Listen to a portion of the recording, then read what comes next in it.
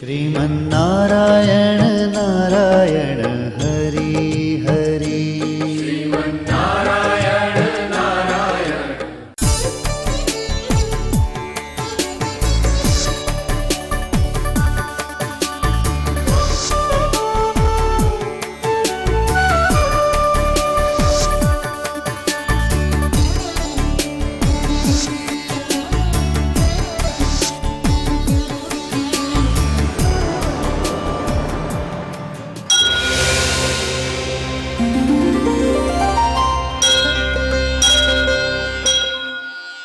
ఈ కార్యక్రమం సమర్పిస్తున్నవారు అవార్డు గ్రహీతల మొట్టమొదటి ఏకైక original Thanjavur art academy, Kalasri Thanjavur art academy, door number 1164, near Panjagutta colony signals, Srinagar colony X road నుండి 9వ బిల్డింగ్, ఇండియన్ ఓవర్సీస్ బ్యాంక్ ప్రక్కన, హైదరాబాద్ 73.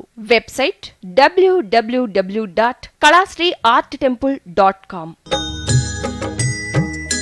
श्रीमन्नारायण नारायण हरि हरि श्रीमन्नारायण नारायण हरि हरि श्रीमन्नारायण नारायण हरि हरि श्रीमन्नारायण नारायण हरि हरि।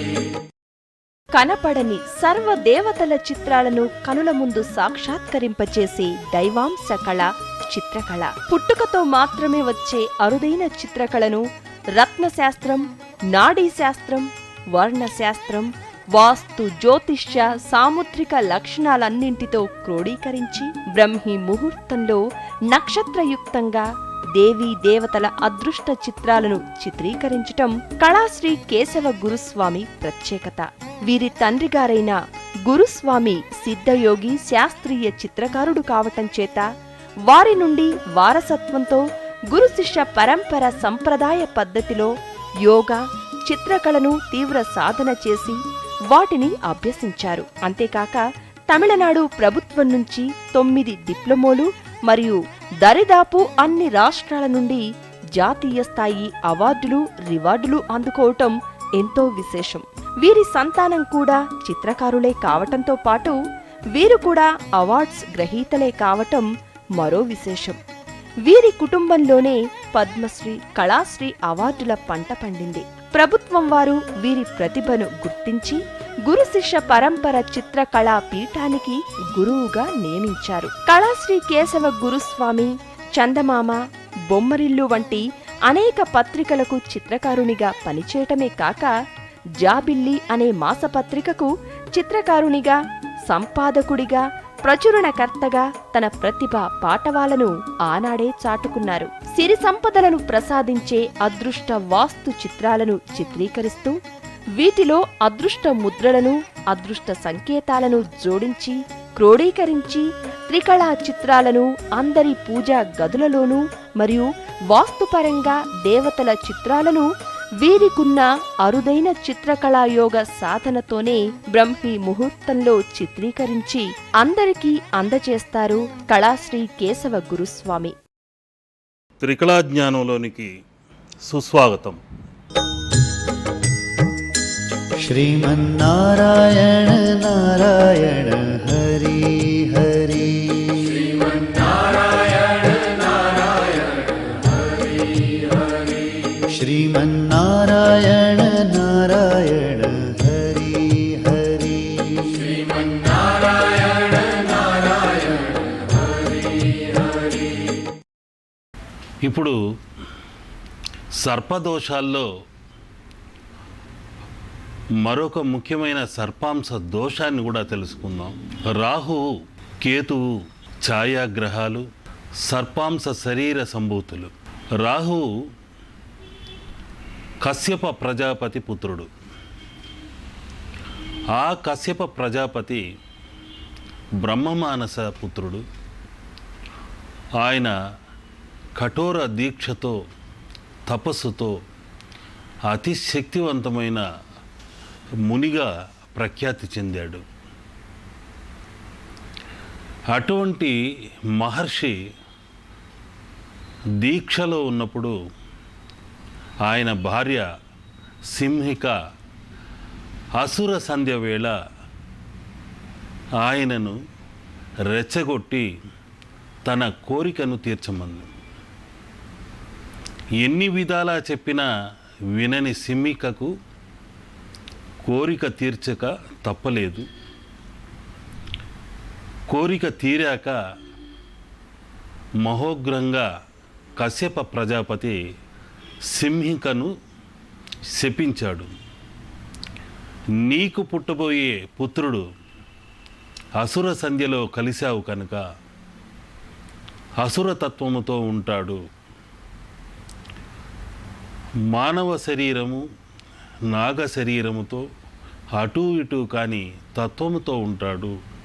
అసుర సంధ్య అన్నది కూడా చీకటి వెలుగుల సమ్మేళనం. అది ఛాయ ప్రవేశించే సమయం. అది అందుకని రాహువు ఛాయాగ్రహస్థుడయ్యాడు.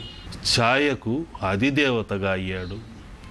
ఛాయ అనే సర్పానికి గ్రహాధిపతిగా అయ్యాడు. కశ్యప ప్రజాపతి శాప కారణంగా రాహువు సింహికకు పూర్వభాద్ర నక్షత్రాన జన్మించాడు. ఆ రాహు క్షీరసాగర మదనంలో మిగిలిన అమృతాన్ని దొంగతనంగా చాటుగా స్వీకరిస్తుంటే సూర్యచంద్రాదులు ఈ విషయాన్ని తెలియజేశారు. విష్ణువు తన సుదర్శన చక్రంతో వారి శిరస్సులను ఖండించాడు. అయినా కొద్దిపాటి అమృతం నాలుకపై పడ్డ వెంటనే వారు సజీవులయ్యారు. వారు విష్ణువుని వేడుకోగా మీరు గ్రహమండలాధిపత్యాన్ని స్వీకరించండి అని ఆశీర్వదించాడు. ఒకరు మొండెం వేరై సర్ప శరీరముతో, శిరస్సు వేరై సర్ప శిరస్సుతో ఆకృతిని దాల్చారు. వారే రాహు కేతువులు. తమ శరీర పరిస్థితికి సర్పాకారాన్ని పొందినందుకు ప్రతీకారంగా ఛాయారూపంలో సూర్యచంద్రాదులను అప్పుడప్పుడు మింగేందుకు ప్రయత్నిస్తూనే ఉంటారు రాహుకేతువులు. ఈ రాహు శని ఇచ్చే ఫలితాలనే ఇస్తుంటాడు. శని దశలో ఎన్నెన్ని ఫలితాలు ఒక వ్యక్తి అనుభవిస్తాడో అదే ఫలితాల్ని కూడా రాహు కలిగిస్తుంటాడు. కానీ విచిత్రంగా కొన్ని సమయాల్లో అదృష్టకరమైన మార్గాల్ని కూడా ఆ రాహువే సూచిస్తుంటాడు. ఈ రాహువే దానవులకు మంత్రి కూడా. ఆ దానవులకు సలహాలు ఇచ్చేది దానవ మార్గములో, అంటే అసుర మార్గంలో ఒక వ్యక్తిని ప్రవర్తింపచేసేది కూడా ఈయనే. అందుకని ఈయనకు అనేక నామాలు ఉన్నాయి. ముఖ్యమైనది ఘోరరూపుడు, కాలరూపుడు, అర్ధకాయుడు, రౌద్రరూపుడు, రుద్రరూపుడు, అఘోర రూపుడు, ఇలా అనేక రకములైన భీకరమైన పేర్లు ఉన్నాయి. ఈ రాహువుకు అధిదేవత ఎవరయ్యా అంటే దుర్గాదేవియే. ఈ రాహుదోషం సంభవించినప్పుడు అనేక విధములైన భూత ప్రేత పిశాచాదుల పీడ మనుషులకు కలుగుతూ ఉంటుంది. మానసిక భీతి కలుగుతూ ఉంటుంది. నిద్రలోనే ఉలిక్కిపడి లేచి కేకలేస్తుంటారు. చిన్నపిల్లలనే కాదు, పెద్దలకి కూడా అలాంటి స్వప్నాలు వస్తుంటాయి. అందుకు కారణం రాహుదోషం అన్నదే. రాహుదోషం అన్నది బాగా గణన చేయాలి, ఆ తర్వాతే ఒకరికి చెప్పాలి. ఎందుకంటే అష్టమానికి రాహు దశ వచ్చినప్పుడు వయోవృద్ధులకి ఆ రాహు దోషం వర్తించదు. రాహు దోషాల్లో పలు రకాలు ఉన్నాయి. అనేక రకాలైన పీడలకు గురవుతుంటారు, వ్యధలకు గురి అవుతుంటారు. మానసిక సంఘర్షణకు లోనై కొందరు ఆత్మహత్యలు కూడా చేసుకుంటుంటారు. అందుకని దక్షిణాన దుర్గాదేవిని ఉంచి పూజించితే చాలా మంచిది.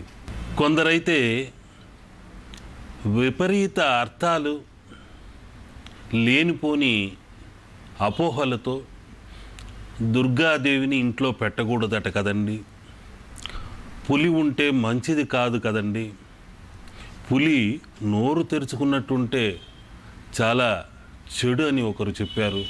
అయినా అమ్మవారు యుద్ధానికి బయలుదేరుతున్నట్టు పులిపై వస్తుంటే భయమేస్తుంది, ఇంట ఉండకూడదని రకరకాలుగా చెప్తుంటారు అని లేనిపోని అపోహలతో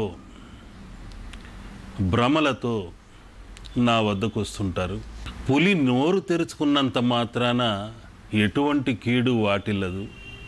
ఆ కీడు వాటిల్లేది ఎవరికయ్యా అంటే దుష్ట శక్తులకే, అదృష్ట శక్తుల్ని కాదు.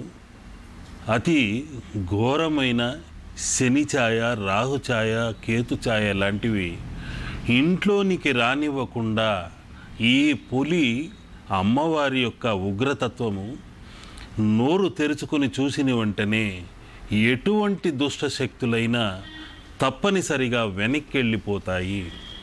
అది మీరందరూ గుర్తుంచుకోవాలి. అంతేకాని పులి నోరు తెరుచుకున్నట్టుంటే ఇంట్లోని ధనము ధాన్యము మొత్తం స్వాహా చేసేస్తుందట కదా అని లేనిపోని అపోహలు వద్దు, భ్రమలు వద్దు. నిజం తెలుసుకోండి. చిత్రంలోని పులి దిగొచ్చి ఎవరిని స్వాహా చేసేయదు, ధనాన్ని ధాన్యాన్ని మింగేయదు.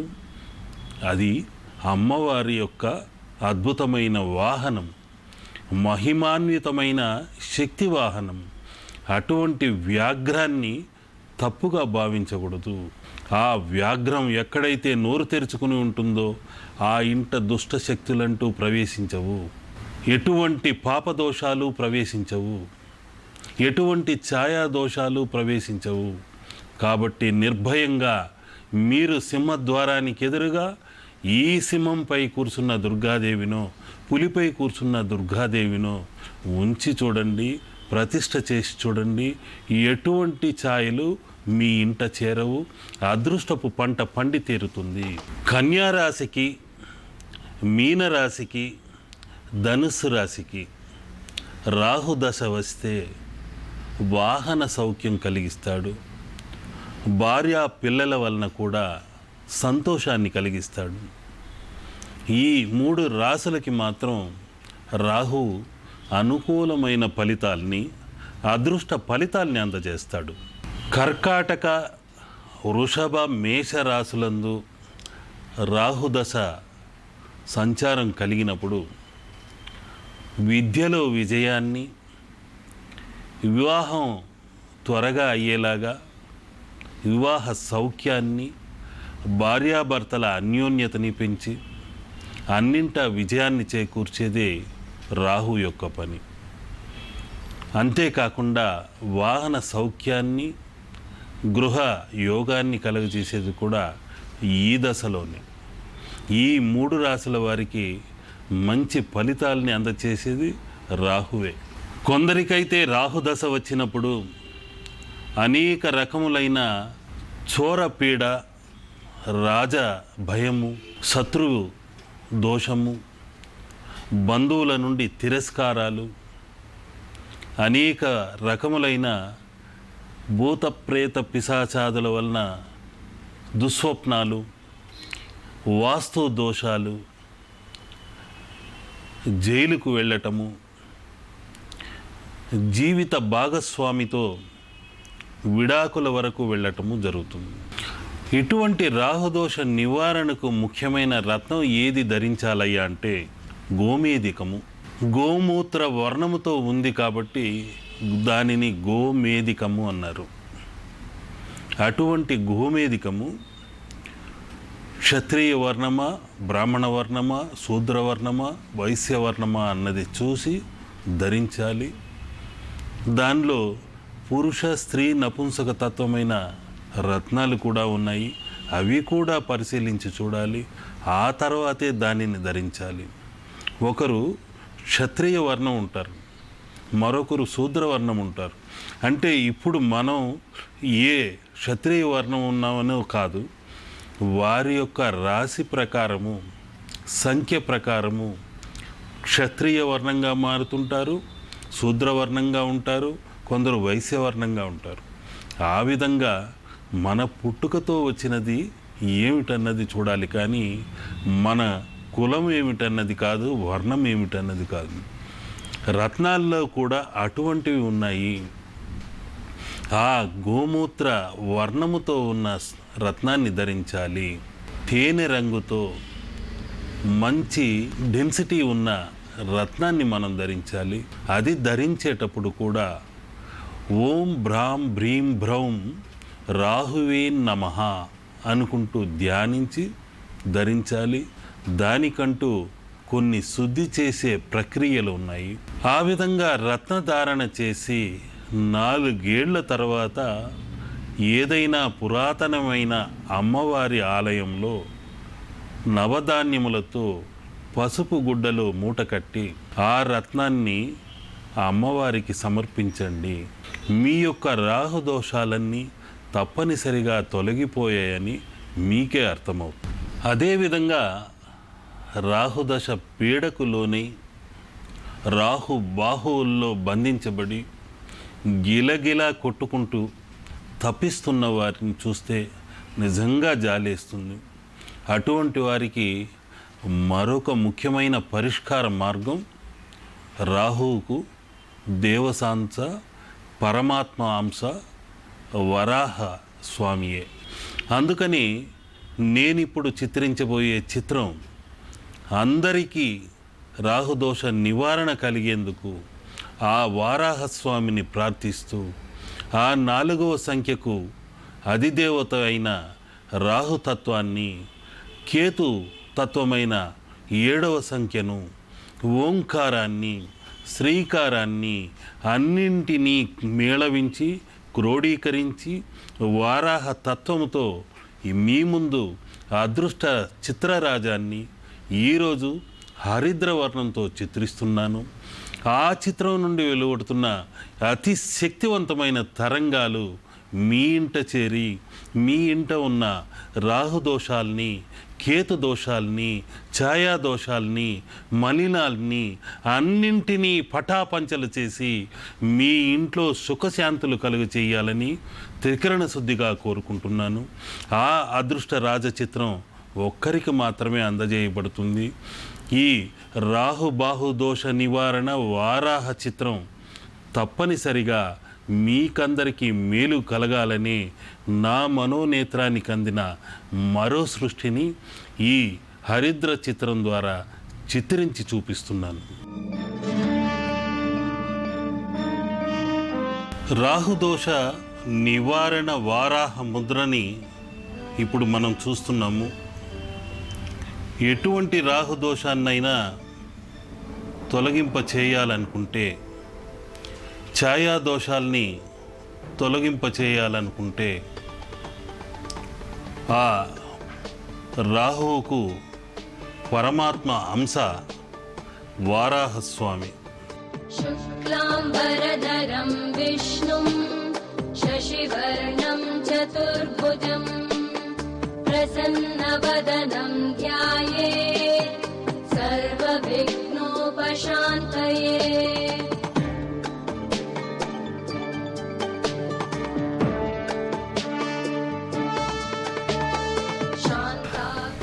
రాహువుకు ముఖ్యమైన సంఖ్య 4. ఆ 4 ఇలా ఉంటుంది. ఈ 4వ సంఖ్యే రాహువుకు ముఖ్యమైన సంఖ్య. అటువంటి సంఖ్య మరి కాసేపట్లో మీ ముందు వారాహస్వామిగా రూపుదిద్దుకుంటుంది. వందే విష్ణుం భవభయహరం సర్వలోకైకనాథం.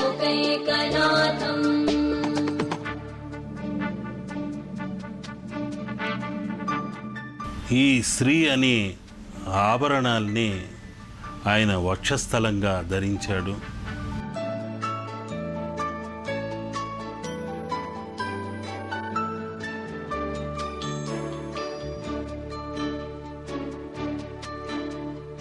औषधे चिन्तयेद् विष्णु ఎటువంటి రాహుదోషాలనైనా నివారణ చేయగలిగేది ఒక్క వారాహమూర్తియే. ఎందుకంటే ఆ రాహు యొక్క దేవతాంశ పరమాత్మ అంశ ఈ వరాహమూర్తియే. नारायणं तनुत्यागे श्रीधरं प्रियसङ्गमे दुःस्वप्ने स्मर गोविन्दं सङ्कटे मधुसूदनम् आनने नारसिंहं च पावके जलशायिनम् जलमध्ये वराहं च पर्वते रघुनन्दनम् गमने वामनं चैव सर्वकार्येषु माधवम् षोडशैतानि नामानि प्रातरुत्थाय यः पठेत् सर्वपापविनिर्मुक्तः। అందరికీ ముఖ్యమైన మనవి, ఇప్పుడు మీరు చూస్తున్న వారాహ ముద్ర తప్పనిసరిగా మీకందరికీ రాహుదోష నివారణ కలిగించాలని, కేతుదోష నివారణ కలిగించాలని, ఎటువంటి ఛాయాగ్రహ దోష నివారణ అయినా తొలగించాలని ముఖ్యమైన ప్రయత్నం చేసి సాహసించి ఆ రాహుదోషానికి ఎదురీది మీకు ముఖ్యమైన పరమాత్మ అంశ అయిన ఆ వారాహ ముద్రని ఇప్పుడు మంత్రాలతో పఠించి మీకు తెలియచేస్తున్నాను. ఆ మంత్ర బీజాక్షరాల శక్తి తరంగాలు మీ చూస్తున్న మీకందరికీ మీ ఇంట ప్రవేశించి మీ ఇంట్లోని నలుదిక్కుల అష్టదిక్కులా ఉన్న ఛాయా దోషాలన్నిటినీ దగ్ధం చేయాలనే తత్వంతో ఇప్పుడు ఈ చిత్రాన్ని పూర్తిగా శక్తితత్వంగా మార్చి ఆ మంత్రతత్వంతో ఆ మంత్ర తరంగాలన్నీ మీ ఇంట